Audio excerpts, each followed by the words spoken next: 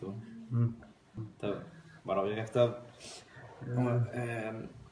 Donc, le sujet du cours, une question comme ça que tout le monde se pose, c'est qu'une fois qu'une personne elle s'est renforcée, commence à faire tchouva, etc., elle a pris sur elle un truc, et voilà, on voit que au Hachem, surtout chez nous les Français, on était très loin, et on est arrivé à ce que, au Hachem, il y a eu un grand mouvement de tchouva, et on voit que les jeunes, ils sont renforcés, comme les plus âgés, des gens qui faisaient pas Shabbat en France, ils sont arrivés du Maroc, de Tunisie, Algérie, etc., ils faisaient rien. Et ils sont renforcés, ils ont commencé Shabbat, les fêtes, les tefilines, ils ont commencé à prendre les mitzvot sur eux et tout. Et la question qui se pose, c'est comment ça se fait qu'une fois qu'une personne a fait tchouva, quelques temps après, les problèmes ils commencent. Il commence à avoir des problèmes de travail. Avant tout marchait bien. Et qui était bien, il avait sa vie au top. Il faisait pas Shabbat, mais il était au top. Il est sorti, les copains, l'argent, mamache, c'est l'abondance. D'un coup, fait tchouva, et d'un coup le travail, c'est pas ça. Problème avec sa femme, l'éducation des enfants, les maladies à droite à gauche, les galères, les trucs, la lia, il cherche, vraiment la galoute. Le bonhomme il se trouve en galoute, alors qu'il dit je comprends pas, j'ai tout perdu, j'ai fait tchouva, j'avais l'impression on allait me dérouler le tapis rouge. On allait me dire, quand la kavod, Baou Hachem, etc. Et ça, c'est notre problème. Le problème qu'on a, c'est justement de se dire que parce que j'ai fait tchouva, on va comme si quelqu'un il m'attend avec une feuille et un papier et il me dit voilà mon fils, tu as fait tchouva, quand la kavod, maintenant, quelles sont tes demandes? Et il va noter toutes nos demandes, il va les réaliser dans l'année, dans les prochains jours, dans les temps à venir. Quoi. Prochainement, moi au Hachem, j'ai fait tchouva, donc j'espère que je vais avoir ma maison. Il attend la récompense. Voilà, je vais attendre, je pense que c'est bon, j'ai fait un effort considérable, j'espère que je vais pouvoir enfin recevoir ce que j'attends. Quelqu'un c'est un enfant, une personne ça va être son enfant, on va pouvoir recevoir ce qu'on a besoin, l'autre c'est l'argent, l'autre c'est comment ça s'appelle, la santé, l'autre c'est des kiffs de ce monde. J'espère que je pourrai avoir enfin ma maison, j'espère que je pourrai avoir faire ça et pouvoir avancer dans mon travail, pouvoir prendre les rênes et pouvoir me trouver la femme qu'il faut et machin. Chacun selon comment dire, d'arriver à retrouver ce qu'il espère au plus profond de son cœur, que Akash Baruch il arrive et qu'il va lui dire, comme le génie de la lampe là, dans Aladdin. Trois vœux. Ah, t'as trois vœux, mon fils. Qu'est-ce que tu veux? T'as fait tchouva, kol hakavod. Quel est ton premier vœu? Et le bonhomme, comme ça, il a fait tchouva. J'ai fait tchouva. Donc je peux me permettre maintenant on est enfin proche, toi et moi, Hachem, de faire mes demandes. Et le bonhomme, il fait des filottes comme ça. Et il demande pour une maison sans emprunt à la banque. Directement, tu me trouves un scénario, Kadosh Baruch Hu, sympathique comme ça, une villa 3 étages. Avec piscine. Tu sais quoi avec piscine? D'accord, je vais prendre la piscine. Et comme ça, dans ses prières, il se dit voilà, au prochain, je sais. Il a entendu tellement de fois dans les cours que je vois où il t'aime, t'as fait tchouva, tout est effacé en 2 secondes, etc. Et donc lui, il se dit au Hachem, si j'ai fait tchouva, donc Hachem, maintenant, je suis dans son cœur, donc je vais pouvoir gratter ce que j'ai besoin. Pouvoir faire ma demande, comme si d'un coup tu te retrouves devant un truc, tu es comme un enfant devant son père. Il vient, papa, je t'aime et machin, et quand on a fait des petites louanges comme ça à droite à gauche. Et le père tout de suite a compris. Bon, qu'est-ce que tu veux? Qu'est-ce que tu. J'ai pas compris. Ouais, je voulais un peu d'argent de poche pour le. Pareil, on fait tchouva, on fait ce qu'il faut, etc. Et à la fin, on vient. Bon, par contre, j'aimerais bien. Et généralement, hein, c'est là que la déception elle est grande. Parce qu'on s'imagine que c'est comme ça que ça se passe. Et on voit que c'est. Au contraire, non seulement il n'y a rien qui bouge, mais pire que ça, on met des bâtons dans les roues. Je prends sur moi des choses et je vois que non, les cadeaux que je m'attendais à recevoir. Je ne les reçois pas, mais en plus je reçois des gifles. Tout ce que là où j'ai mis la main, bah, ça échoue. Donc je me dis, il y a un problème. Et c'est le cas de 90% des balais de tchouva, des gens qui ont fait tchouva. Et ils arrivent à ce niveau-là, et c'est dur à encaisser. Généralement, il y a beaucoup qui désespèrent, il y en a beaucoup qui passent une sale période, qui dépriment, etc. Donc on va essayer d'analyser comment c'est possible, comment ça marche. C'est de répondre à la question et de voir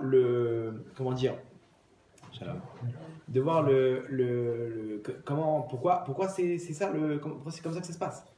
Alors pour ça, il faut ouvrir le Rambam. Le Rambam, il nous donne une description du type d'Averot, comment faire tchouva dessus et comment réparer. Parce que vous avez compris, comme on avait expliqué la dernière fois, la tchouva, c'est 2 étapes. Il y a faire tchouva sur les Averot que j'ai fait et réparer la Avera.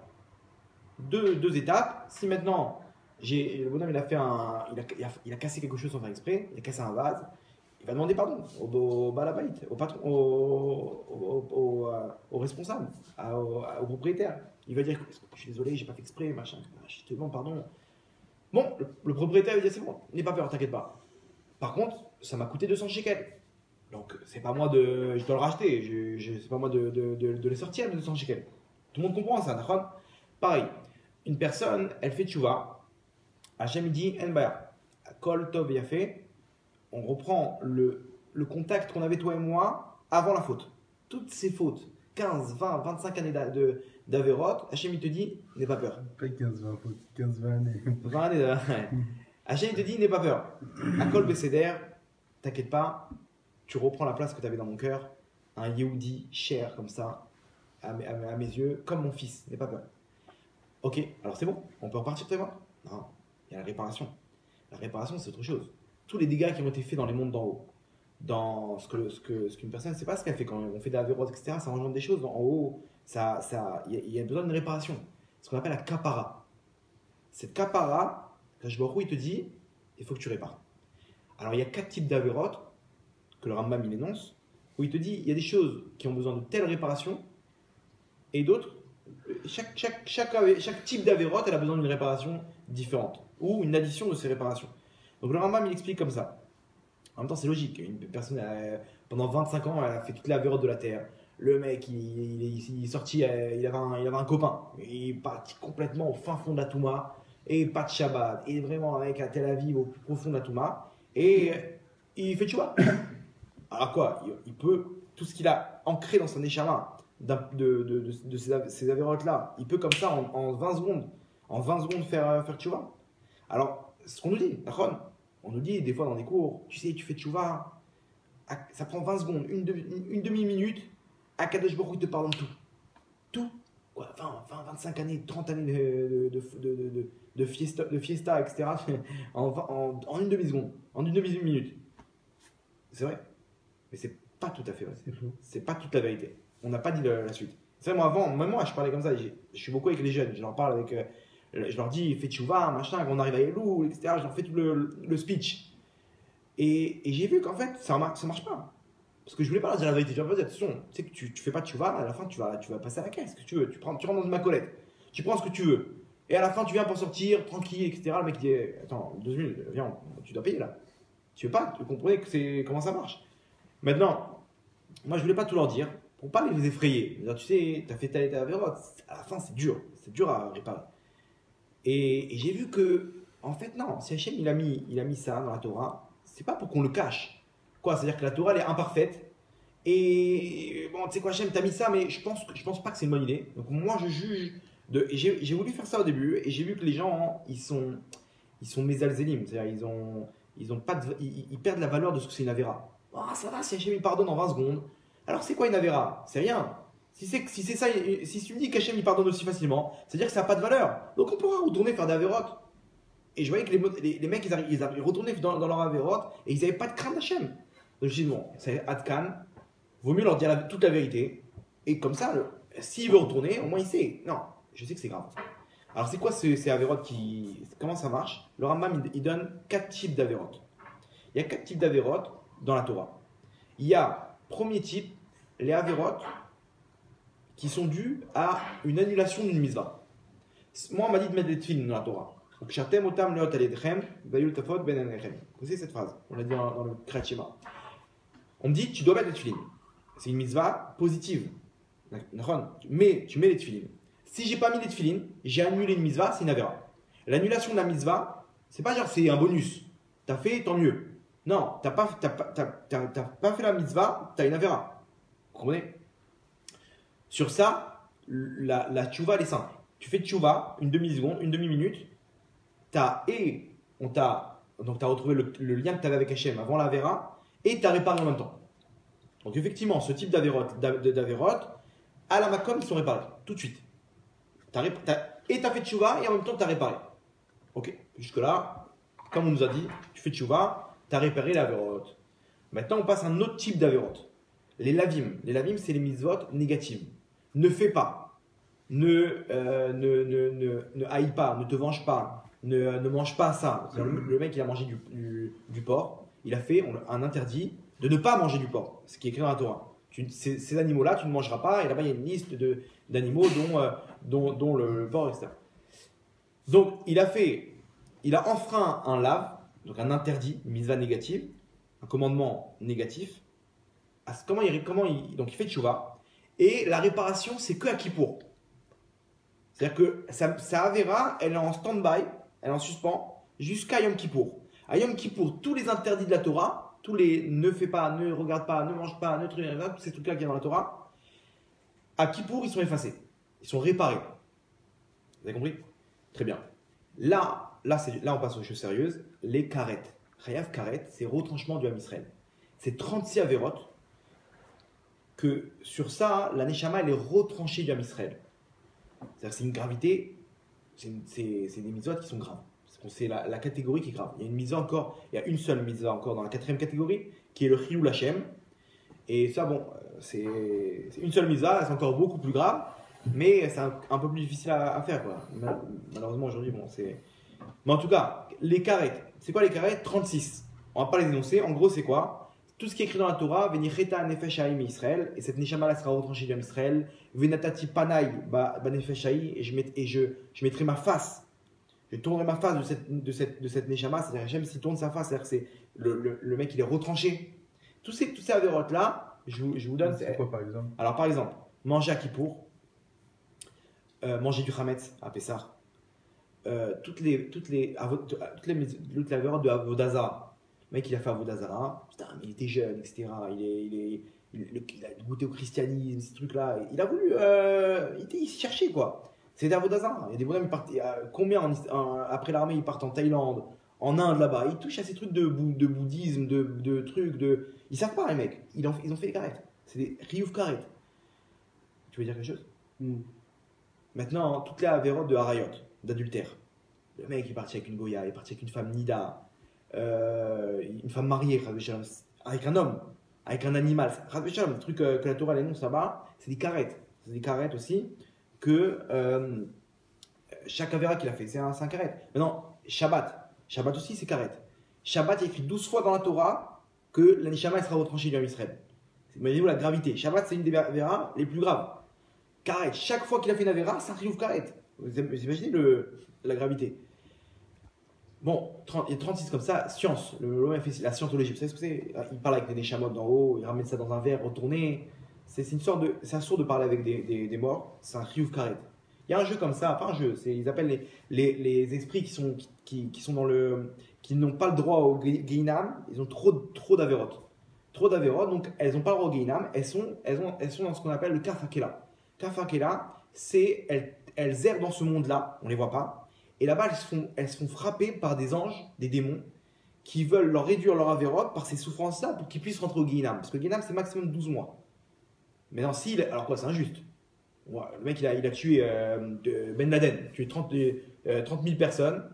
Et l'autre, il a fait 3-4 avérotes. Ils vont avoir le même Guéhinam, 12 mois chacun. Non, c'est pas possible.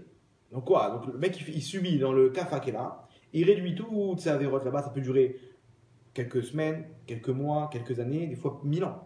Il y a des nishamot jusqu'à aujourd'hui, elles sont là-bas. Il y a des nishamot comme par exemple l'acrobate, etc. Ils sont jusqu'à là-bas. Jusqu'à aujourd'hui, ils sont dans les... Pourquoi? Parce que jusqu'à aujourd'hui, ils font la vérote. Leur compteur, il continue. Il y a jusqu'à aujourd'hui, ce qu'il a fait là-bas, la véra qu'il a fait, elle a engendré que jusqu'à aujourd'hui, il y a des gens qui font Avodazara. Et même un goy, il a pas le droit de faire Avodazara. Il a pas le droit de se prosterner dans un dieu. Il croit qu'il y a plusieurs dieux. Bref. Maintenant, donc, jusqu'à aujourd'hui, son compteur, il continue. Un mec, il a monté une discothèque. Jusqu'à aujourd'hui, maintenant il est parti de ce monde. Jusqu'à aujourd'hui, le compteur, il continue, il fait faire des avérotes, Chav Shalom, etc. Donc, on peut pas, on attend ton compteur. Donc, ça peut durer jusqu'à temps que l'histoire se termine. Là, on lui termine ce qui reste et il peut rentrer au Guéhinam. De un instant à 12 mois, maximum. C'est ça qu'on fait le Kaddish, 11 mois. Et la fin du 12e mois, on refait encore le Kaddish. Pourquoi 11 mois et pas 12 mois? Pour pas dire, mon proche c'était un rachat, il a eu la totale, il a eu 12 mois. Non, on fait un mois. Pour pas faire de lui, genre il a pris la totale, quoi. Il a pris les 12 mois. Donc on fait 11 mois, et à la fin des 12 mois, on fait encore. Pourquoi? Parce que le Kaddish, ça le libère de tous ces trucs-là. Bref, maintenant, ça c'est Rav Karet. Il a parlé avec les morts, donc voilà, maintenant, pourquoi je veux parler de ça? Maintenant, il y a un truc, c'est assurd de faire ça, c'est Rav Karet. Ils retournent un verre, ils mettent sur un tableau comme ça des lettres autour d'un verre, et avec un grand oui, grand non, et ils appellent un esprit, si tu es dans la pièce, esprit, machin, viens sur ce verre-là. Ils mettent tous sa main sur le verre, et ils sentent le verre trembler. Ils sentent le verre trembler. Et il dit, comment tu t'appelles? Et le verre, il bouge vers les lettres. S'il s'appelle Reuven, donc il va aller sur le Resh, sur toutes les lettres. S'il faut en français, sur le R, le E, le O. Vous comprenez? Il y a des témoignages. Les gens, ils vous disent. Et ils racontent ce qui se passe des fois dans le futur, etc. Il faut allumer une bougie, il y a des trucs. Je vous dis ça, mais ne le faites pas, hein, c'est assaut. Maintenant, ce qui est marrant, c'est que Shabbat, ça ne marche pas. Shabbat, ça ne marche pas. Et quand on leur parle d'Hachem, le verre, il explose. Quand on leur parle d'Akash Baruch Hu, parle-nous d'Akash Baruch Hu, est-ce qu'il existe, machin, tout de suite, il explose le verre. Incroyable. Donc, c'est des trucs qui sont vrais, il y a des témoignages de ça, des milliers de témoignages. Et le mec, il a fait ça, il ne sait pas que chaque question qu'il a posée là-bas à l'esprit, il a parlé avec les morts, c'est un Rav Karet, Riyuv Karet. 36 Karet, que la Torah l'énonce. Sur ça, le Rambam, il dit comme ça. Comment tu fais tchouva dessus? Tu vas faire, comment tu répares, pardon. Donc, on est d'accord pour faire tchouva. La réparation est comme ça. Donc, tu fais tchouva, kippour et des souffrances.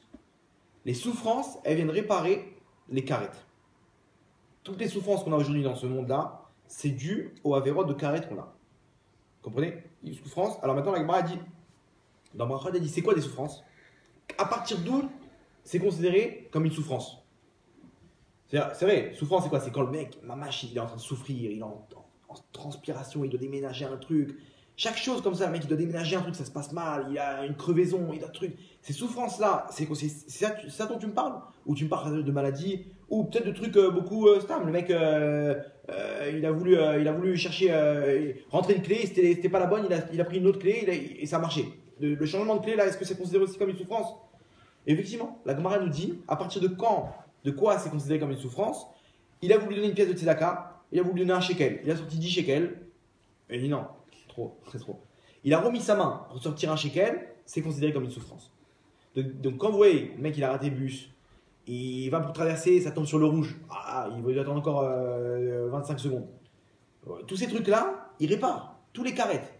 Alors maintenant, selon les carettes qu'il répare, selon le nombre de carettes, il y a le nombre de réparations. Selon la neshama qu'il est, le dégât il est énorme. On ne sait pas ça. À un moment, il aurait pu faire 2-3 carettes. Sa neshama est très grande. On ne sait pas quoi dans les neshamot. Si c'est une grande neshama, les avérotes qu'il a fait, elles ont beaucoup plus d'impact en haut. Elles sont beaucoup plus destructrices. Donc la réparation elle est plus grande. Vous comprenez? C'est tout un chantier. Donc on va essayer de comprendre comment ça marche. Sur ça, maintenant pour répondre à la question, on peut dire que si jamais le mec il a fait tchouva et qu'il voit que ça se passe mal, il a des petites galères à droite à gauche, on voit qu'il attendait quelque chose qui met du temps à arriver, il n'arrive pas à avoir un enfant, il veut un enfant, il a fait tchouva, il a pris sur lui Shabbat, etc. Il voit qu'il n'y a toujours rien, son travail c'est pas ça, les problèmes avec sa femme, il voit que les galères arrivent, c'est que c'est bon signe. Selon ce qu'on dit, c'est que ta tchouva elle est acceptée. Comment tu sais si ta tchouva elle est acceptée? C'est si tu vois qu'on commence à te faire réparer. Avant ça, tu n'avais pas les épaules pour réparer. Hachem t'a dit top, tu veux continuer ta vérote, je t'attends. Tiens-moi au courant dès que tu veux faire tchouva. Bon, mais à part si le bonhomme, la facture elle s'alourdit, là, Hachem dit bon, je vais te limiter la casse, il enlève de ce monde. Maintenant, si jamais il veut, Hachem il voit qu'il peut faire tchouva, tant qu'il peut faire tchouva, Hachem il attend, il est patient, Erechapaim, on dit, très patient. Il peut attendre 20 ans, 25 ans un bonhomme, même jusqu'à la fin de sa vie, jusqu'à temps qu'il veut faire tchouva. Il fait tchouva, Hachem il voit maintenant est-ce qu'il a les épaules. Tant qu'il a les épaules, Chaval al-Azman, je le fais réparer.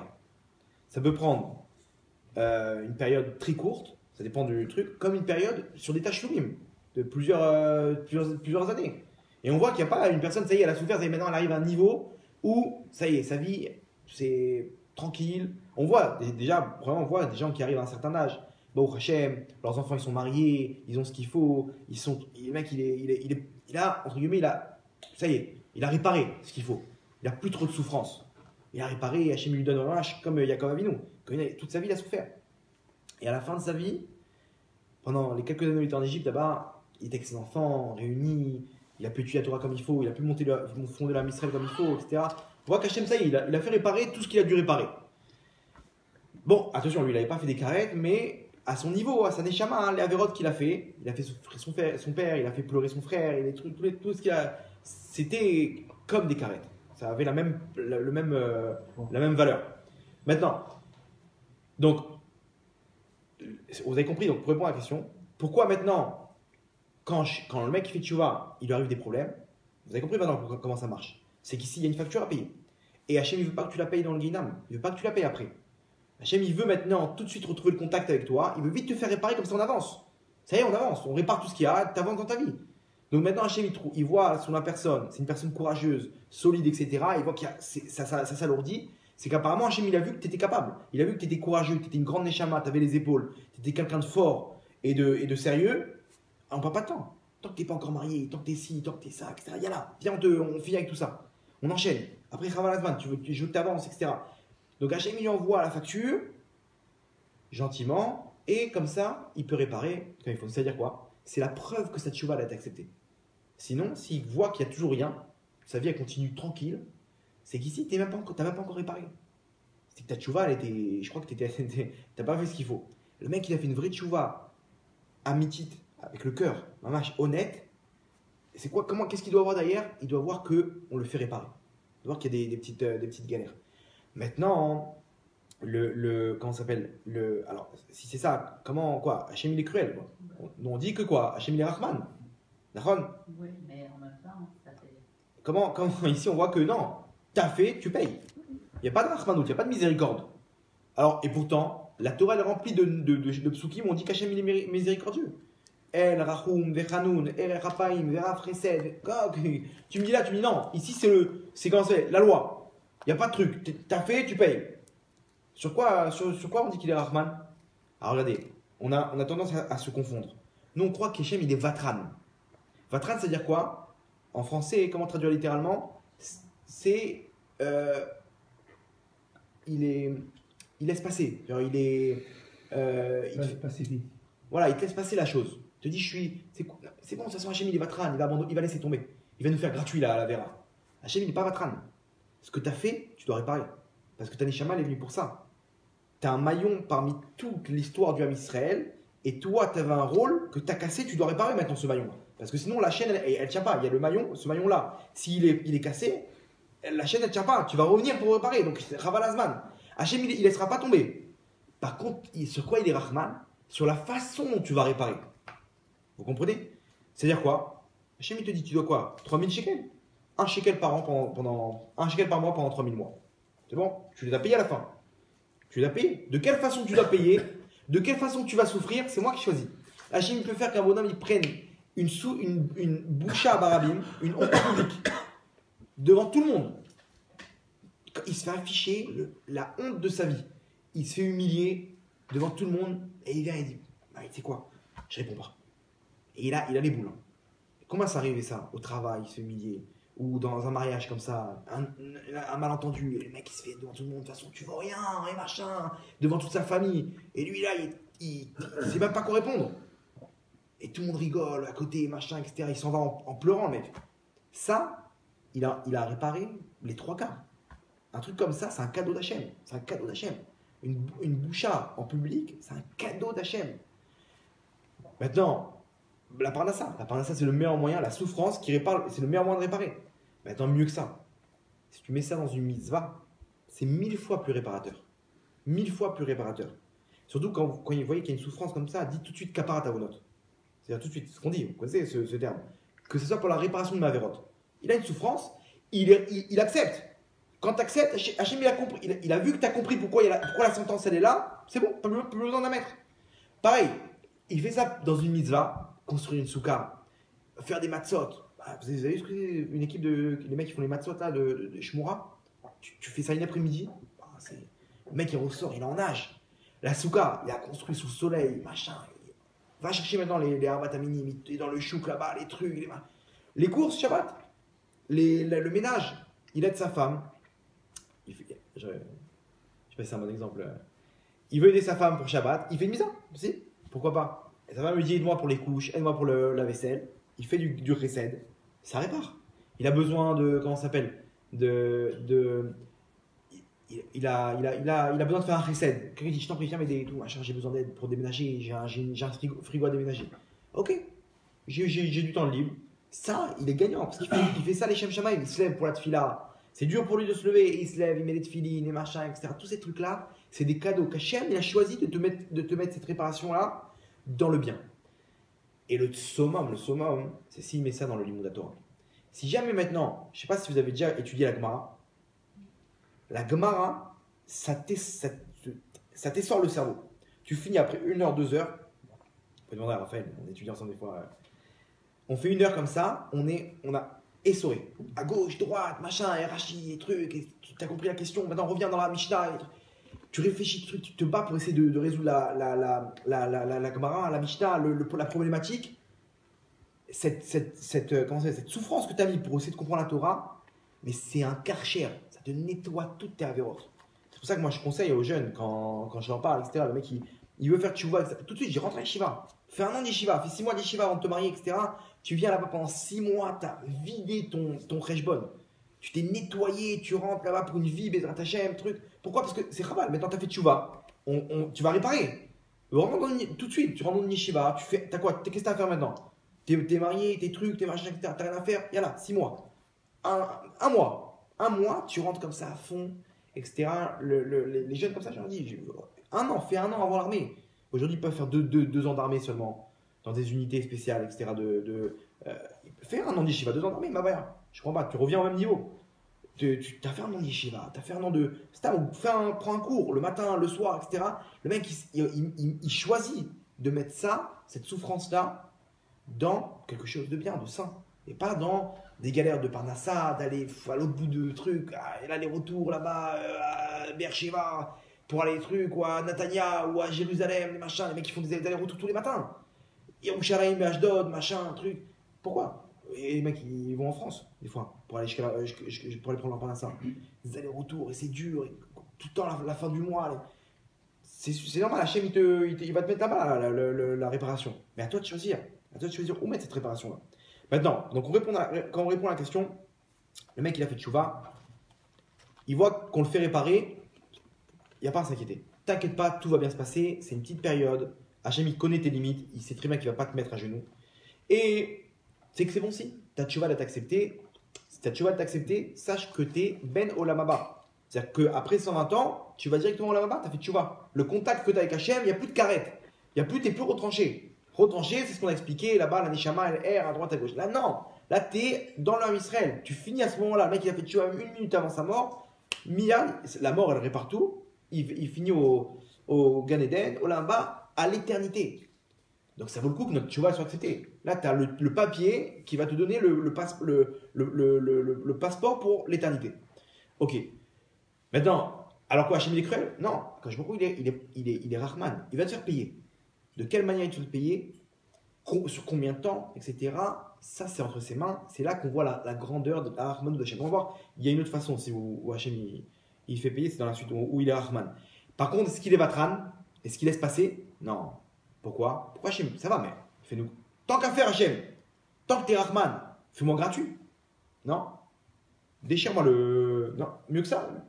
Ah, mon père, c'est le patron de Ocharad. Je lui dis, j'ai fait un gros caddie, ok? Il me dit, bon, tu vas payer, t'inquiète pas, mon fils, fais-moi confiance. 1 shekel, combien? 800 shekels. Ok, 10 shekels, dès que tu peux, comme ça, tu me payes 10 shekels par mois pendant un truc, etc. On fait un petit virement automatique tous les mois. 40 shekels, ce que tu veux. Ça m'arrange, d'accord. Je dis, papa, entre nous, c'est bon, arrête, fais cadeau. D'accord? Ou fais-moi au moins un prix de. Non, il n'y a pas. Pourquoi Hachem, il veut pas nous faire. Fais-nous un petit cadeau. Alors, on peut demander ça. On peut dire Hachem, quand on demande Hachem, Mimatana Trinam, de ton Hachem, vous savez qu'il a un endroit il a un coffre-fort dans le ciel, ça s'appelle le coffre des cadeaux gratuits. Tout ce que vous priez, il faut dire Hachem, donne-moi de ce coffre-là. Ne me donne pas de ma part dans le monde futur ou que ce soit. Je ne mérite pas. Je te demande de ça en tant que cadeau. Hachem, il peut. Il y a une façon comme ça de donner. Il peut. Hachem, je t'en prie. C'est dur pour moi de réparer, etc. J'ai pas les forces, j'ai pas les épaules, je suis fatigué, j'ai du mal, etc. Je t'en supplie, répare-moi mes fautes comme ça, gratuitement. Enlève-moi une partie. Ça va réparer aussi. Pas tout, mais ça va réparer. Pourquoi? Parce que Hachem veut t'amener aussi à ta réparation. Maintenant, pourquoi Hachem ne fait pas gratuit? T'as fait tchouva, là, c'est bon, viens, on part à zéro. Parce que si jamais Hachem il avait fait ça, comme on a dit tout à l'heure, la valeur des Averot, elle aurait été presque nulle. Les gens ils auraient refauté. Parce qu'ils savent que de toute façon il va pardonner. Et regardez, en tant que père, si tu n'es pas là pour faire comprendre que, attention, il peut y avoir la punition, l'enfant il ne comprend pas. Et nous, des fois, on est des grands enfants. On veut retourner dans nos Averot. Et si, contre ton Etc., tu ne dis pas, attention, Rav Karet, là, j'ai pas envie de galérer encore. Pourquoi tu veux me faire replonger maintenant? Shabbat, il a envie d'une clope, le mec, il n'en peut plus. Il vient, si maintenant, son Yetzirah, il lui dit, il le pousse. S'il ne dit pas son Yetzirah maintenant, attends, pourquoi tu veux que je galère maintenant? Une clope, je sais ce que ça va me coûter maintenant. C'est des souffrances. Encore des galères dans la parnassa, encore repousser mes trucs, machin. Pourquoi tu veux que je me. S'il sait placer ça, à son Yetzirah, le Yetzirah, il le refroidit. Automatiquement, il refroidit son Yetzirah, et à ce moment-là, ça le calme. Donc on a besoin de la sentence, l'épée au-dessus de la tête, contre son Yetzirah. Parce que des fois, on est des grands enfants pour pouvoir, comment dire, avoir de quoi répondre. Si on avait le cœur, le bonhomme il n'a pas Yetzirah, pas besoin de punition, Hachem te fait tout cadeau. Pourquoi? Parce qu'il sait que tu es honnête, il sait que comment ça s'appelle, t'es sérieux, tu vas pas replonger, il n'y a pas besoin. Mais s'il voit que ton Yetzirah il t'attrape par la gorge, tout de suite, tu lui sors cette carte. Quoi, tu veux souffrir encore? Tu veux qu'on galère? Moi, j'ai pas envie de galérer. Donc là, c'est vrai que ça me donne envie, petite cigarette après la DAF, mais je sais ce que je vais payer derrière, ça vaut pas le coup. Quelques minutes de kiff pour tant de souffrance, ça vaut pas le coup. On lui donne de quoi mettre sur la balance, vous comprenez? Donc c'est pour ça qu'Hachem, même pas en rêve, il va abandonner. Et il va ce truc, et des fois, si même, malheureusement, s'il voit que la personne ne bouge pas, malheureusement, mais où Hachem il enlève la personne de ce monde, pourquoi? Pour lui limiter la casse. Laisse tomber. Game over. On repart. On refait un truc, limiter la casse, ou Hachem il frappe. Et on voit ce qui se passe malheureusement. La Shoah, les trucs. Vous savez que pendant la Shoah, on ne peut pas juger. C'est des Cheshbonot Shamaim, des comptes du ciel. Mais les gens ils disent ouais, qu'est-ce qui s'est passé pendant la Shoah? Il était où Dieu pendant la Shoah? Mais tu ne peux pas venir à la fin de la Shoah, tu fais le bilan, tu dis il est où Akash Baruch Hu? Il y a une femme comme ça, une rescapée de la Shoah. Hein, elle dit tous les gens ils posent la question il était où Dieu dans la Shoah? Moi je lui pose la question autrement, elle disait. Moi je vais vous poser la question comme ça. Il était où l'homme dans la Shoah? Parce qu'il faut voir le contexte dans lequel Berlin était à l'époque, l'Allemagne, les Juifs. 95% des Juifs à Berlin ne faisaient pas n'étaient pas chômeurs de Torah Mitzvot. C'est-à-dire c'était tous pas de Shabbat, rien, pas de filin, ils étaient complètement assimilés. 83% avec une Goya, avec une Allemande. 83% assimilés complètement. Il n'y avait plus Torah, il n'y avait plus rien du tout. C'est-à-dire qu'il faut remonter à 1900 déjà. À l'époque où la Scala elle a commencé, que là-bas ils disaient tu es un bon juif à la maison. Mais dehors, fini, c'est fini quoi. On va se faire massacrer longtemps, nous les juifs. Ça y est, on veut devenir comme tout le monde, des goïms. Quand je vois il voit ça, 1 an, 2 ans. Et regardez, ce qu'Hitler il dit là-bas. Arrêtez, ne rentrez pas dans nos universités. Restez dans vos yeshivot. Restez dans vos ghettos. Ne venez pas chez nous. Ne prenez pas nos femmes. Ne rentrez pas dans nos macolettes. Ne mangez pas notre nourriture. Si tu sais pas que c'est Hitler qui parle, tu dis mais c'est qui parle? C'est un rave qui fait un devoir Torah là-bas. Il leur dit Rabotai, c'est sourd. N'allez pas avec des Allemandes. Ne mangez pas là-bas le porc, les machins. Ne restez dans. Non. Regardez comment Hachem. Encore une fois, on ne peut pas parler, etc. Mais au bout d'un moment, quand je vois qu'il n'y a pas, quoi? On va laisser l'homme Israël se perdre. Cette génération-là, qu'est-ce qu'elle va devenir? Quand je vois il est obligé d'arrêter tout le wagon. Il est obligé d'arrêter le wagon. Et 39 ans après, ça a frappé. On voit ce qui se passe. Là, ce qui s'est passé, là, il y a eu un attentat aux États-Unis la semaine dernière. Ouais. La tuerie.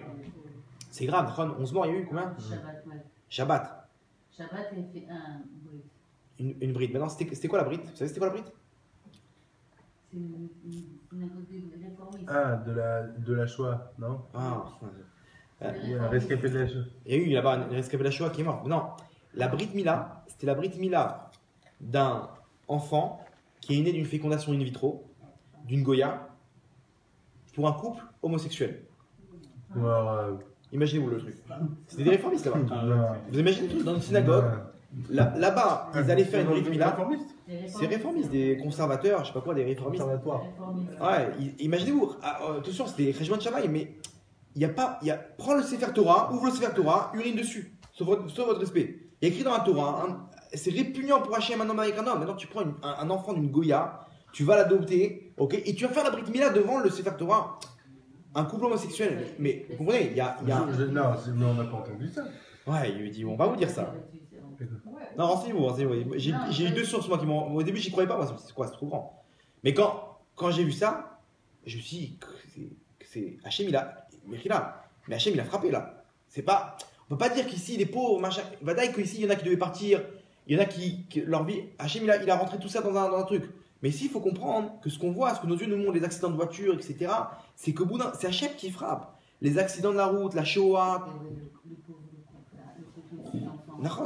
Ça, c'est quoi? C'est la vérote, c'est nos vérotes. C'est-à-dire, nous, on croit que ça va, on fait ce qu'on veut. Mais ici, quand on dit qu'Israël arrive Mzlazé, quand un mec, il vient faire des avérotes, c'est comme, regardez l'exemple, comme quelqu'un dans un bateau qui prend sa chambre et qui là-bas, il met des coups de hache dans sa chambre. Là-bas, il commence à. L'eau, elle est en train d'entrer. On lui dit, monsieur, vous êtes en train de nous faire couler là. Mais laissez-moi tranquille, c'est ma chambre, je l'ai payé. Je fais ce que je veux. Il est débile ou pas? Qu'est-ce qu'ils vont lui faire ce bonhomme-là? Ils vont l'attraper, ils vont l'enfermer. Maintenant, aujourd'hui dans la Israël, il y a des gens comme ça. Dis moi j'ai envie d'être avec mon copain, j'ai envie d'être libre, de faire ma Torah comme j'ai envie et de me dire pas ce que j'ai envie. Mais tu es en train de faire des trous dans la Israël là maintenant. Tu es en train de créer des futurs accidents de la route, Rav Shalom. C'est comme ça que ça marche. Ça marche. Grave, carré, Akash Baruch Hu, il frappe. Et ça, Akash Baruch Hu, il n'en demande pas pourquoi. Parce que comme un enfant. Le Ham Israël, c'est comme un enfant. Tu veux pas. Et ce monde-là, il est là juste pour te donner le bon futur. T'as pas réussi dans ce monde, dans cette vie-là, on te redonne un truc. Ce gros-là, bon, c'est pas pour les âmes sensibles, la vérité. Mais il faut dire ce qui est, parce que faut pas dire que il est bon, Hachem. Mais comment ça marche en haut? C'est un tribunal. Que il essaie de nous sauver, il essaie d'amener des avocats, mais l'accusation, elle est grande. L'accusation, elle dit 2 secondes, Hachem. Si jamais tu le punis pas, ta Torah, c'est une Torah qui veut rien dire. Parce que tu as écrit dans ta Torah, celui qui fait pas comme ça et comme ça, mot yumat. Ça fait 12 ans que tu l'attends celui-là. 12 ans qu'il enfreint mot yumat et ne dit pas qu'il n'est pas au courant, on lui envoie des appels de phare, on lui a dit et un cours de Torah là-bas et on lui a parlé, machin, etc. Donc, est-ce que tu es un dieu de Hémet? Tu es un dieu de vérité? Ou tout ça c'est du mytho? Comme ça les accusations, comme ça le Midrash y raconte. Vous vous rendez compte? Ah, quand il vient, il s'est trouvé une combine. Vous savez quoi? D'accord, il écrit mot yumat, on va lui faire un petit problème de parnassa, la pauvreté c'est comme la mort. On va jongler avec ça. Et Hachem il s'en sort comme ça. Et au bout d'un moment, il n'y a plus d'issue. Mon fils, tu ne me laisses plus rien maintenant. Tu ne me laisses plus rien. Et là-bas, la justice, elle frappe. Et Hachem, quand il voit ça, il pleure. Il y a marqué qu'Hachem est dans la souffrance avec l'homme Israël. C'est-à-dire quoi? Quand il voit maintenant des accidents, des gens qui ont des problèmes, etc., il pleure, mais en malasot. Sinon, cette Torah, on ne peut pas faire ce qu'on veut. Pourquoi? Parce qu'il y a des règles. Tu as brûlé le feu rouge, il y a un camion qui est passé. Des fois, tu peux t'en sortir. Mais des fois, en malasot. Hachem, il a placé son monde sur ça pour nous donner le monde futur. Tu veux pas du monde futur, là, il y a des règles.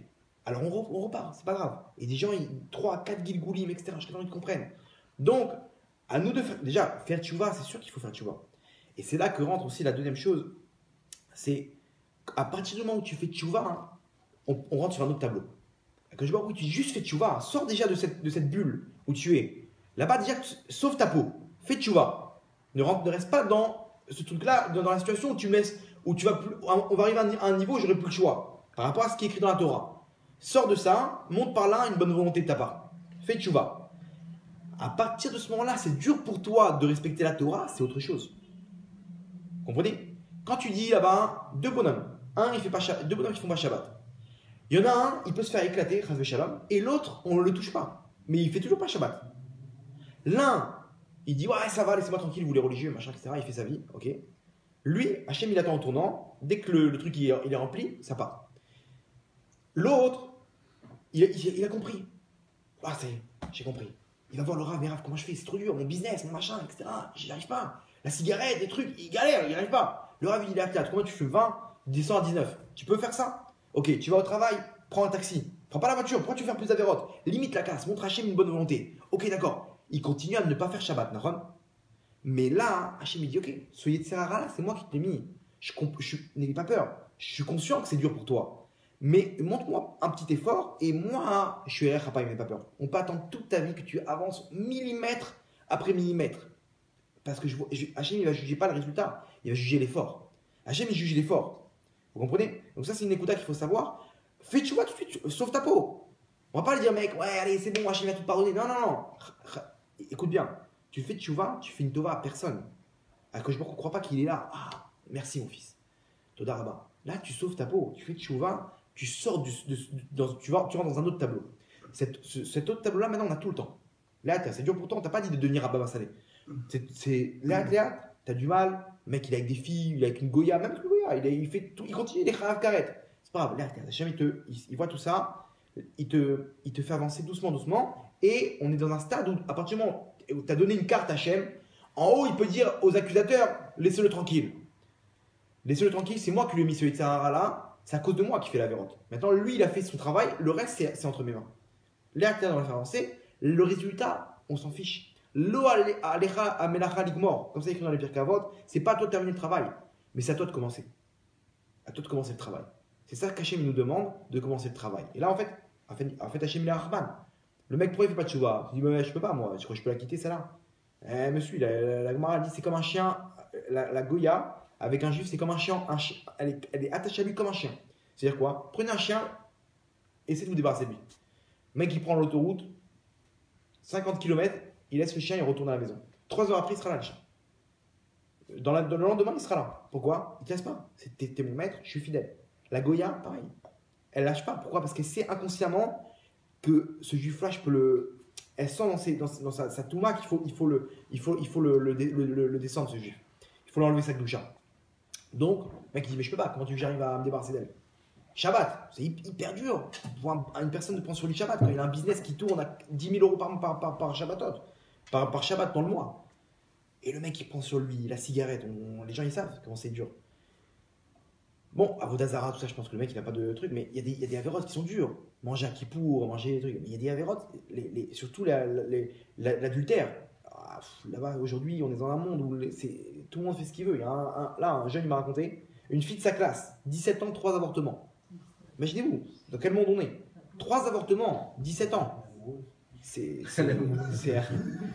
une génération terrible. Les mecs, on leur mange le cerveau dans les films.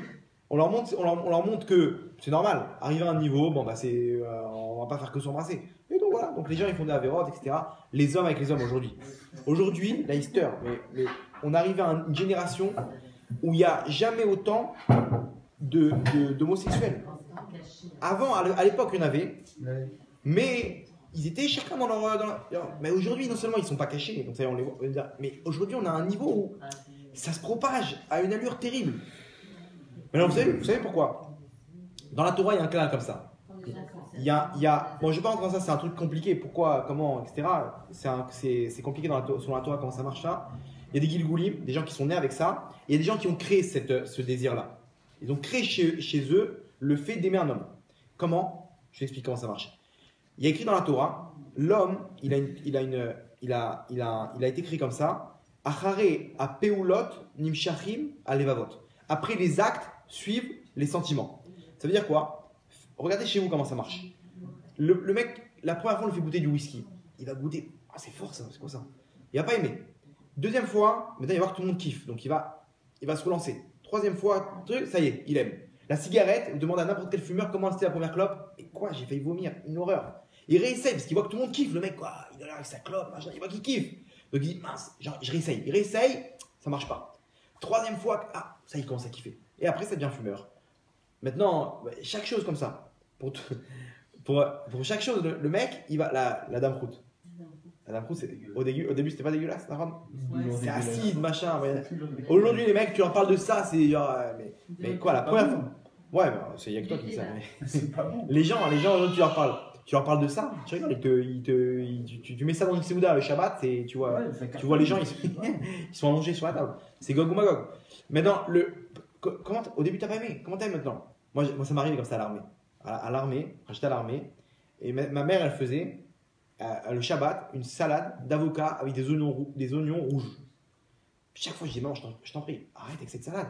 C'est encore. Fais des avocats tout seul. Des avocats avec des oignons rouges. Alors je disais, je t'en prie, une petite demande, quand tu fais des avocats, mets-moi de côté un petit bol. Parce que moi, j'aime pas du tout. Et elle me faisait mon petit bol d'avocat simple, sans oignons rouges. À l'armée, je t'explique comment ça marche. Quand on fait des exercices dans le désert, là-bas, ils t'amènent une glacière avec, donc il y a des glaçons dedans et tout, avec des tomates et des concombres. Avec donc du pain de mie et des boîtes de conserve. Maïs, thon, olives, cornichons des fois. Voilà, ça c'est le repas, matin, midi et soir. En matin, on se réveille à 4h30 du matin, donc c'est à 5h30 le déjeuner, le petit déjeuner. Tu prends du pain avec du thon, ou avec du maïs, ou avec des trucs. Tu jongles, mais t'as rien pour jongler, quoi. Donc des fois tu te fais un petit concombre, des fois tu te fais un. Vous comprenez? Ça c'est comme ça pendant une semaine. Une semaine, tu manges que ça. Des fois, on ramenait des petites sauces, des petites machins, mais tout le monde te grattait, donc on voulait un peu de nouveau. Tu manges tout le temps du thon, à la fin, t'en peux plus. Le pain, au soleil, il devenait hyper dur. C'était la vraie galoute. Un jour, je sais pas ce qui s'est passé, ils ont reçu une cargaison d'oignons rouges à la cantine là-bas. Ils nous ont ramené une glacière avec comment ça s'appelle, des concombres, des tomates et demande à ma mère, et des oignons rouges. Maintenant, tout le monde se jette sur les oignons rouges parce que c'est devenu du caviar, quelque chose de nouveau. Et les mecs, ils coupaient en tranches comme ça, ils mettaient dans le thon là-bas avec les. Ouah, c'était là. On dirait quoi? Ils ont offert un restaurant. Pizza, soirée pizza. Et on s'est retrouvés avec des. Et moi, je suis là, pour moi. Mais je me dis, attends, je vais pas me refaire du thon avec du maïs. Je dis quoi? Mets-moi 2 tranches d'oignons rouges comme ça. Et j'ai pris ce sandwich. Leicester. Et je dis, ouais, encore kiffé tout. Je retente ma chance. Peut-être j'ai mis trop. Remets-moi qu'une tranche. Il me remet comme ça. Aujourd'hui, je suis fan de cette salade d'avocat à l'oignon rouge que ma mère elle fait. Je suis un grand fan. Pourquoi? Parce que le cœur, les sentiments, ils suivent avec les actes. Tu vois, je te mets dans une situation, n'importe quelle chose que t'aimes pas, je te mets dans la même situation, je te la donne là-bas, tu vas voir que tu vas la kiffer. T'aimes pas quoi? Qu'est-ce que t'aimes pas? T'aimes pas ça? Viens, je vais te mettre dans le désert là-bas, tu vois, je vais te la présenter au moment venu, tu vas la déguster, tu vas te lécher les doigts. Pourquoi? Parce que ton corps, il est comme ça. Hachem, il a créé la personne comme ça. Maintenant, aujourd'hui, à la télé, dans les émissions, on nous montre que, tout le temps, on nous place le personnage homosexuel. Tout le temps, à toutes les sauces, il y a tout le temps le couple homosexuel, il y a tout le temps le présentateur qui est homosexuel, il y a tout le temps, dans chaque chose. Dans une série télé, tu as tout le temps dans la barre, il y a tout le temps la pop-up girl, le capitaine de football américain là-bas, et le petit homosexuel. Tout le temps, il te le place celui-là, ce personnage. Dans les films, dans les machins, le mec à la mode, tout le temps, il te mange le crâne avec le fait que c'est bien. Tu as un copain comme ça, t'es quelqu'un dans le move, tu vois, t'es dans Donc aujourd'hui, ils sont devenus ouverts. Mais attends, mais tu rigoles. Aujourd'hui, au contraire, on est gay, on est fiers de pouvoir se balader main dans la main. Et ces gens, ils sont là, waouh, si t'as pas une femme, si elle a pas un copain homosexuel pour la conseiller quand c'est la mode, ça va, c'est bien, c'est classe ou pas? Je suis à un truc, non, je pense que machin, etc. Tout le temps. Alors, si t'es juif homosexuel, alors là, à New York, t'es au top. T'es vraiment d'accord. Maintenant, comment vous voulez? Le mec, il voit ça du matin au soir. Dans les films, dans les séries télé, dans les émissions. Tout le temps, il y a ce truc-là, dans les informations. Les gay pride, les machins dans la rue, les trucs, etc. Au bout d'un moment, dans sa tête, et pourquoi pas? Pourquoi pas? Si je suis ami avec lui, on s'entend bien, viens, pourquoi pas? Peut-être. Et le mec, il commence à essayer, ils s'embrassent. Ah, c'est repoussant, d'accord. Mais après, au bout d'un moment, on leur mange le cerveau, on leur fait non, mais t'inquiète pas. Et leurs copains là-bas homosexuels, mais t'inquiète pas, c'était comme ça au début chez nous aussi, hein, vous inquiétez pas. Comme la cigarette. Et ça finit, le mec, il a créé chez lui. C'est ça qu'aujourd'hui, la télé, c'est un instrument de destruction. Regardez, il y a il m'a raconté à Tel Aviv. Il était à Ashdod, il a déménagé à Tel Aviv. Là-bas, il a mis son fils dans une école, 4 ans, 5 ans, un gars. Normal quoi, pas religieux. C'est bon, il est encore petit, c'est des gens qui font Shabbat, etc.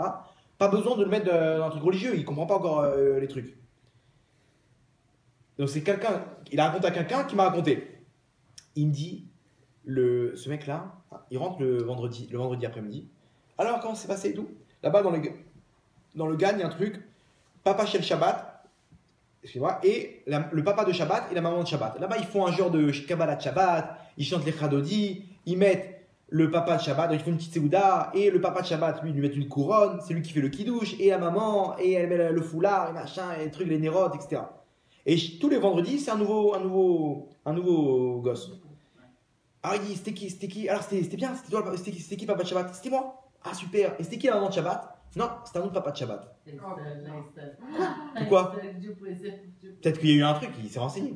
Non, la morale nous a dit, la galénette, que comme dans la rue, il y a des gens, il y a des fois deux papas, donc des fois, on fait deux papas de Shabbat pour qu'ils comprennent qu'il y a des couples comme ça, que c'est normal.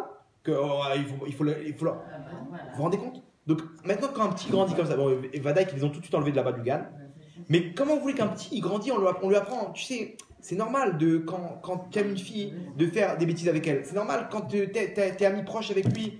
Peut-être, pourquoi pas? Peut-être que tu peux essayer. Il faut tout essayer dans la vie. Il ne faut pas être quelqu'un de vous, les religieux, vous êtes au Moyen-Âge, machin, etc. Mais nous, les religions, on est équilibrés.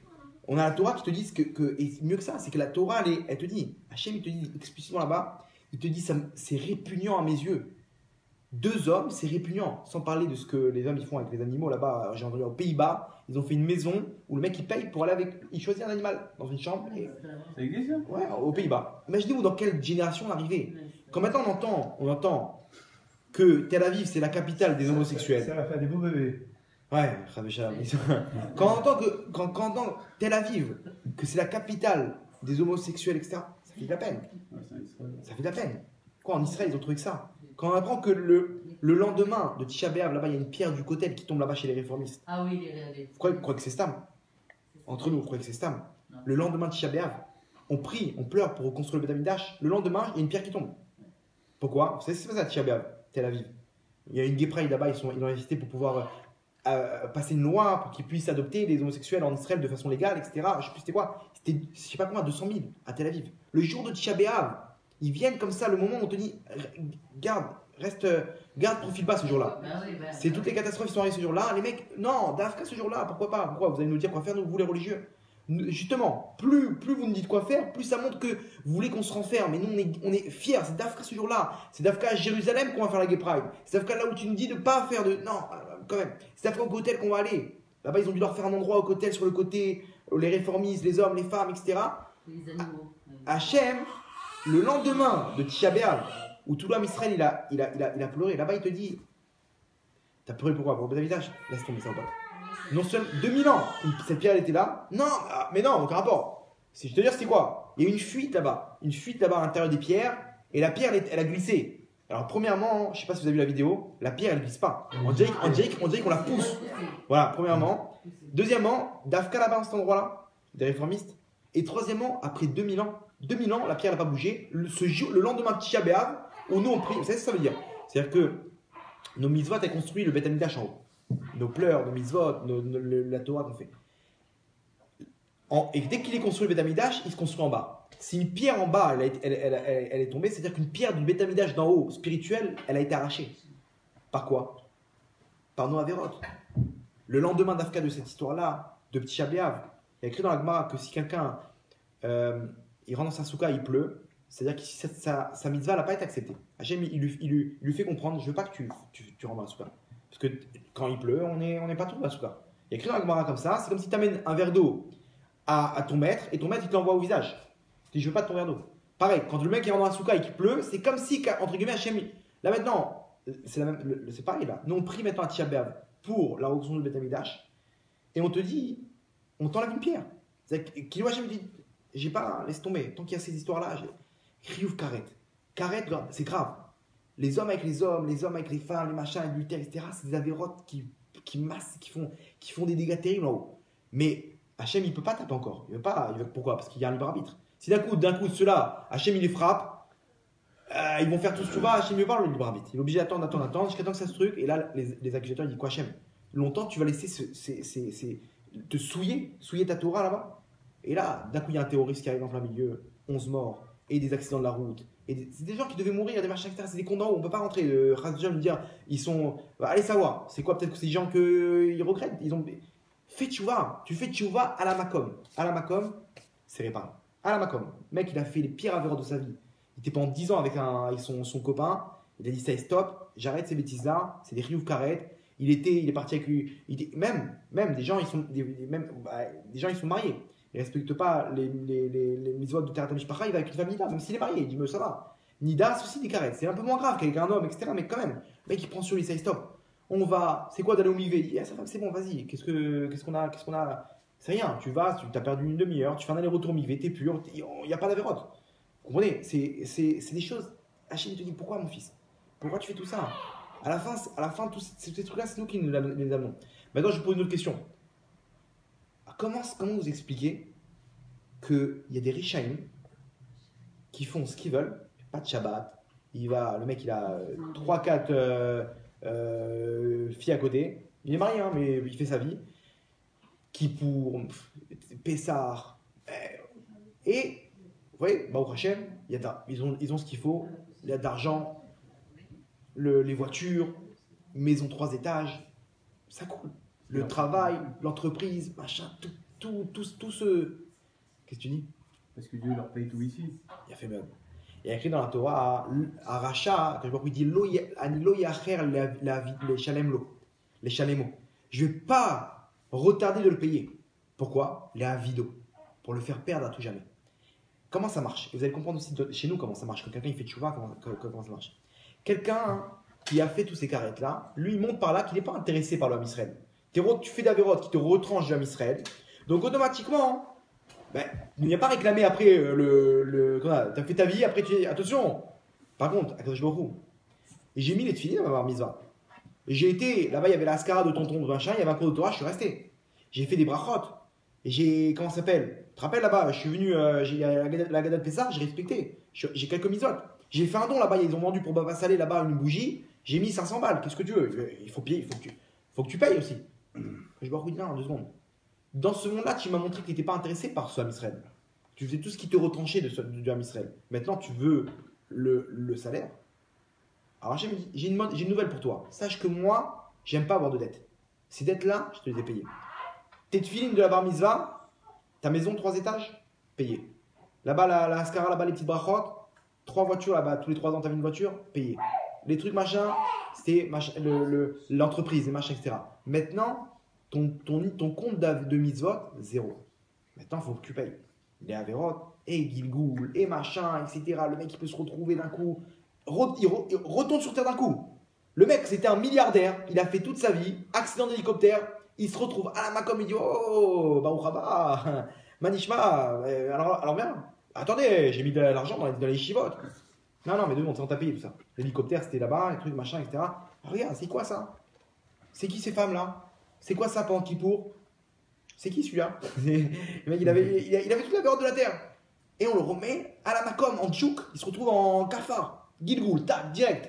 Maintenant, Habibi, tu vas payer. Il se retrouve en tchouk et voilà, là-bas, on le remet bidiouk là-bas, en kafar, chez lui. Et il voit sa femme, comment maintenant elle a rencontré un autre mec. Et elle va se marier et ils vont récupérer tout son argent.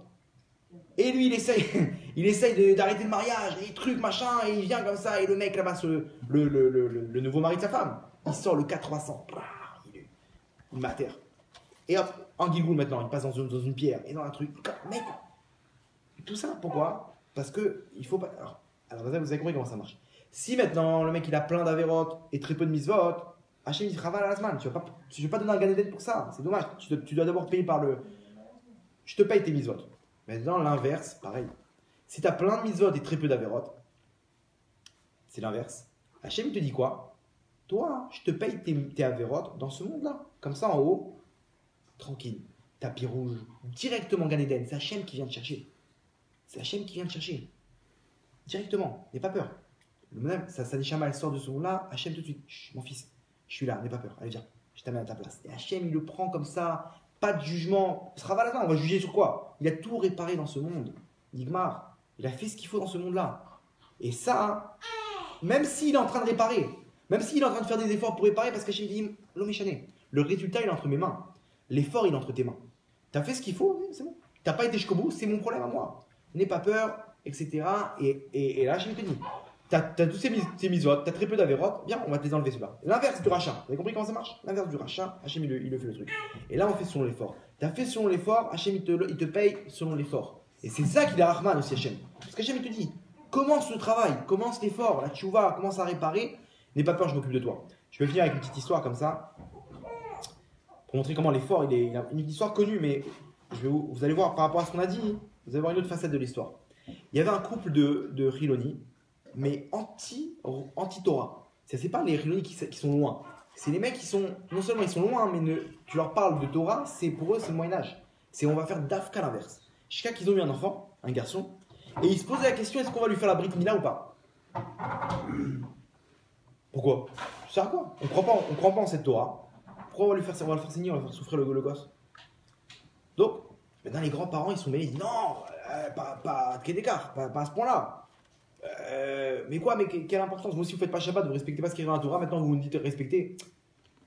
Oui, mais d'accord, mais il va se retrouver à l'armée, là-bas ils sont dans les douches communes, et il va avoir honte. Tout le monde a circoncis sauf lui. Ouais, mais alors à quoi? On va le faire souffrir. Tout le monde est débile, alors nous aussi on va suivre comme des moutons tout le truc. Et comme ça, ils débattent, etc. Jusqu'à temps que la grand-mère là-bas elle appelle un médecin. Monsieur le médecin, monsieur le docteur, dites-nous, est-ce que c'est dangereux ou pas? Non, Dafka, c'est bien, c'est sanitaire, etc. C'est bien de le faire. Au contraire, mais il va pas souffrir. C'est une peau qui est en plus, c'est comme la peau du coude là-bas, etc. Donc on va pas trop sentir. Ça fait pas trop mal. Ok, mais il va perdre du sang. Oui, bah Dafka, les Juifs, ils ont vu juste parce que c'est le 8e jour où le taux de coagulation du sang il est le plus élevé dans la vie d'un homme. Imaginez-vous le 8e jour d'Afka.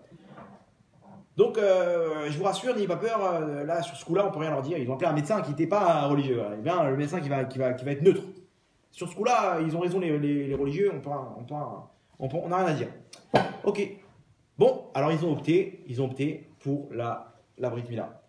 Ils ont opté pour la Brit Mila et ils sont décidés d'appeler un médecin, un Moël, qui en même temps médecin, c'est dur à trouver, paramédic. Comme ça, il connaît. Si jamais il y a une fuite, un truc, machin, il faut. Au moins, on est sur quelqu'un de sérieux, qui connaît comment ça marche.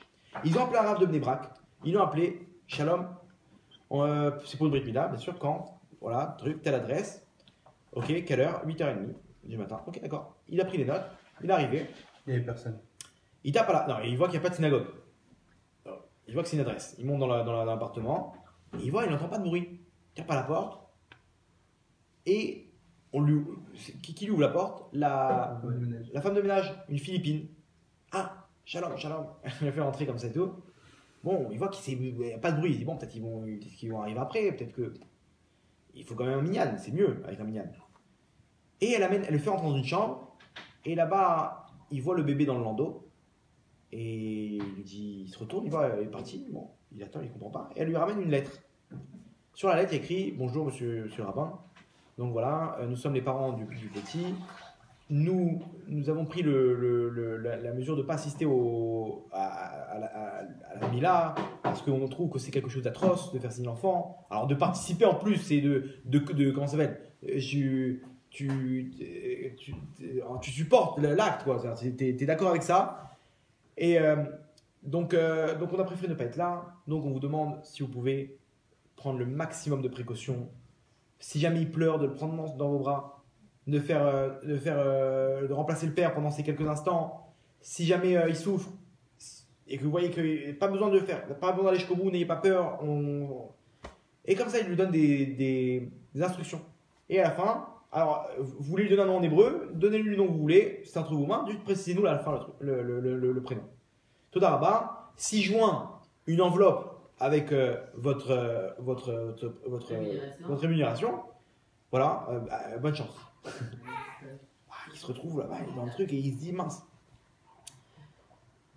À premier abord, il a dit c'est quoi ça? Je comprends pas. C'est n'importe quel juif au monde, il fait la Brit Mila. Les gens ils étaient prêts à risquer leur vie pour faire la Brit Mila. À tel point, le Ham Israël est arrivé des gens aussi loin. Au début, ça l'a un peu touché. Après, il a vu le bon côté. Il se dit bon, quand même, va savoir d'où ils viennent ceux-là. Ils ont quand même, malgré la difficulté, ils ont quand même pris sur eux de faire la Brit Mila. Donc c'est pas plus mal. Il a appelé la Philippine. Il a dit bon, viens ici toi.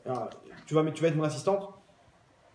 dès que je te dis, tu me donnes les trucs parce qu'il faut un sandak aussi. Donc le Moël, il a fait et sandak et Moël. Il est dans le même temps. Il a retourné le bébé vers lui et il a fait le sandak. Et il lui dit, je t'explique, j'ai besoin de, je peux pas prendre les trucs parce que je suis sandak, donc tu m'aides. Je te dis, tu me donnes ça, le truc, tu prends, tu trempes, le machin, le verre de kidouche. Il a tout préparé, les bessamim, etc. Et il fait la brit mila tout seul, avec la Philippine qui attend avec le verre de vin comme ça. Avec la prière. Hein, ah ouais, t'es obligé de tout faire. Quoi la prière la bracha, le truc, tout ce qu'on fait dans la brit mila. Le kidouche, le bessamim, etc. Hein? La Philippine, elle répondait Amen. Non, pas besoin. Il n'y a personne qui peut répondre Amen. Elle m'a la sorte. Il est tout seul. Et donc il commence à brit mila et il sent qu'Akadosh Baruch Hu était là, une brit mila vraiment pleine d'émotions. Et il fait comme ça, parce qu'il m'a dit, il n'y a pas de terre, il n'y a personne. Il fait la brit mila, il prend le verre de vin, il voit que la bouteille, Baruch Hashem, il est tombé sur une bonne bouteille, cachée, etc. Sabri Marana, Nechaim, etc. Il fait la bracha, etc. Il commence le truc, Veikari Shebo Israël, il a pensé tout de suite. C'est qui celui qui s'est rapproché, il a fait la brit mila, etc. Abraham. Donc il dit, Ikari Shebo Israël, Abraham, Ben, il y avait le nom du père là-bas, etc. Et il a fini. Il finit, il lui met le truc, la pommade, les machins, etc. Il lui ferme la couche, il le rhabille. Le petit s'arrête de pleurer, il lui met un petit peu de vin, la tétine, etc. Il le prend dans ses bras. Et le Rav, il commence à pleurer. Pourquoi? Il se dit, ouais, regarde cette Neshama là. Pourquoi il a pris une Neshama? Regarde dans quel endroit elle se trouve maintenant. Dans quel chantier maintenant elle se trouve? Une famille anti-Torah, qui est avec. À peine ils ont opté pour faire un Brit Mila. Il dit, comment tu vas faire maintenant pour revenir de ce monde-là? Pur comme tu es maintenant, là, sans Averot, pour revenir de la même sorte, maintenant on va savoir où tu vas terminer maintenant avec dans des boîtes de nuit, Hachem Yirachem, avec des trucs, sans Shabbat, sans rien du tout. Et le Rav, il fond en larmes de se dire, Hachem, regarde cette Neshama, je t'en prie, ne la laisse pas tomber. Maintenant le Sandak, il a un pouvoir, il a une force. Hachem, il y a marqué comme ça que le Sandak, ses bras sont acceptés.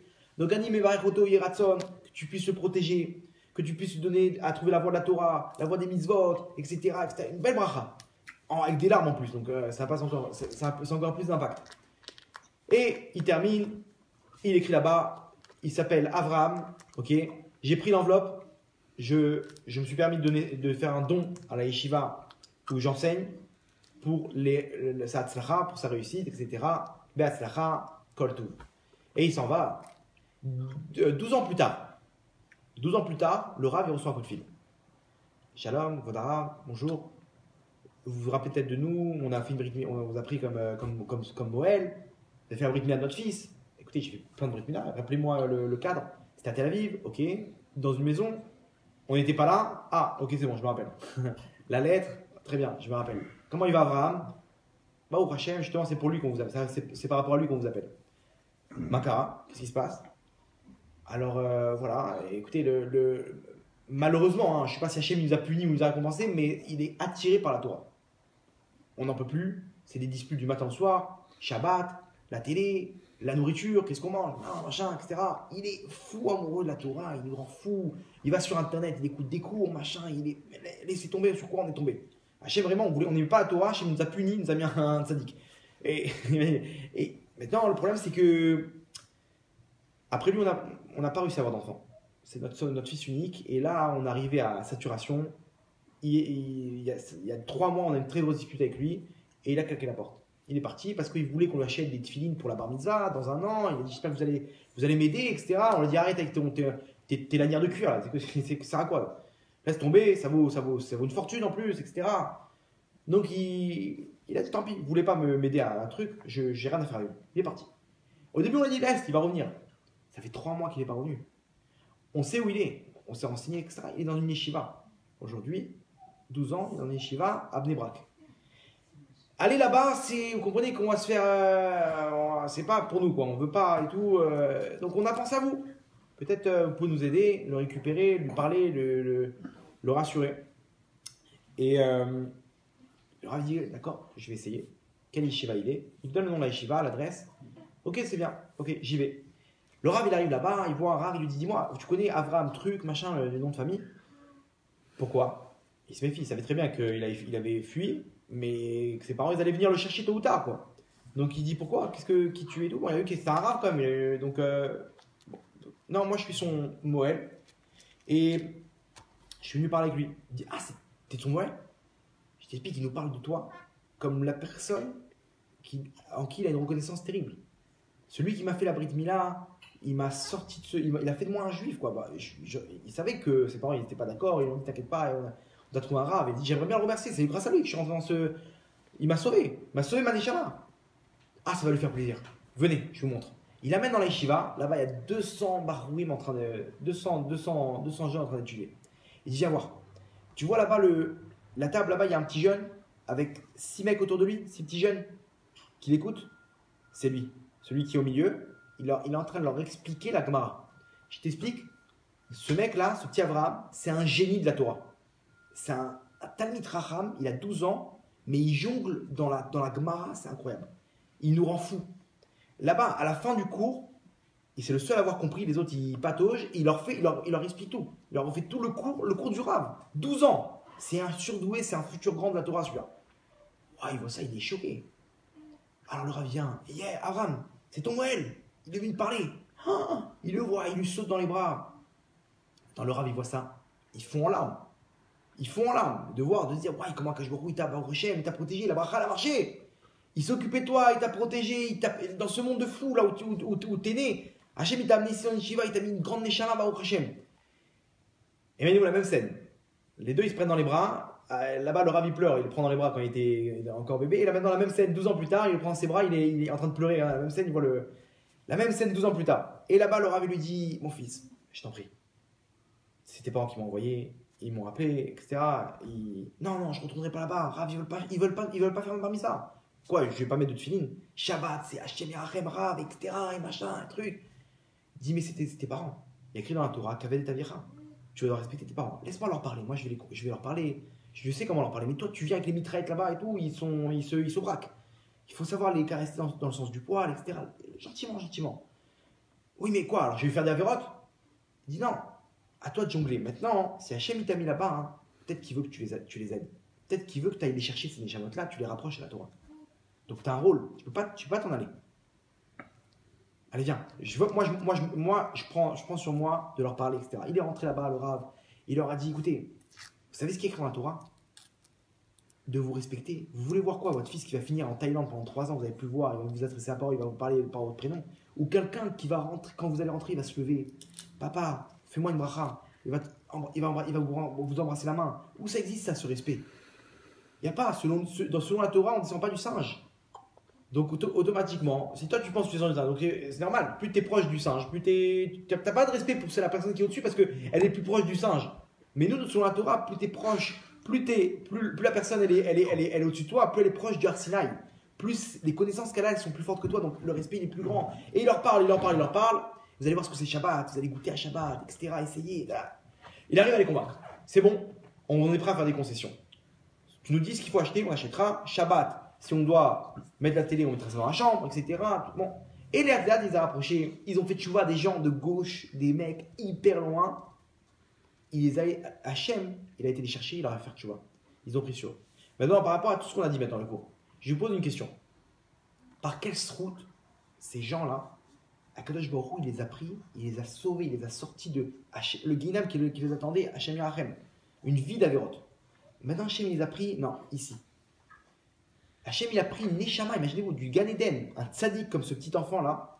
Non, c'est là-bas que tu vas aller. Vous vous rendez compte ce que c'est? Une neshama comme ça, c'est une très grande neshama. Hachem a été la chercher loin, à côté de lui. Il a dit, mon fils, tu as une mission très importante. Ça va pas être dur, mais j'ai besoin de toi là-bas. Pourquoi? Pour aller chercher ces deux personnes-là.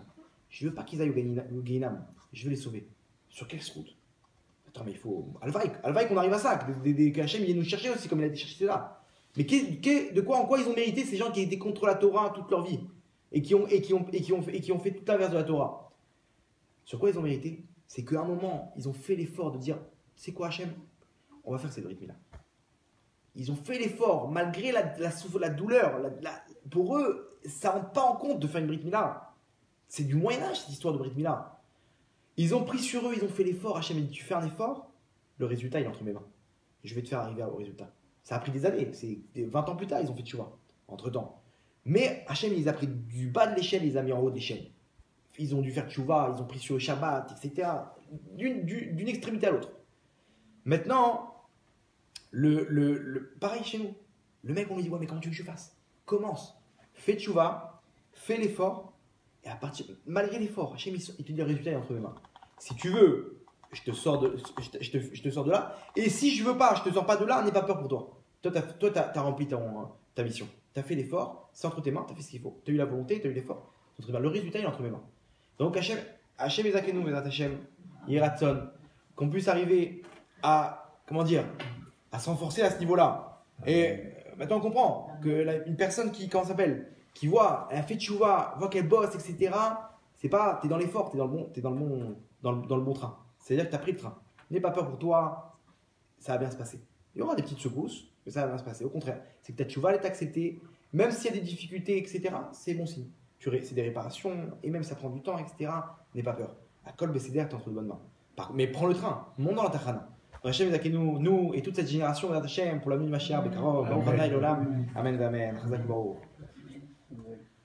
On dit qu'on est dans la période du Mashiach.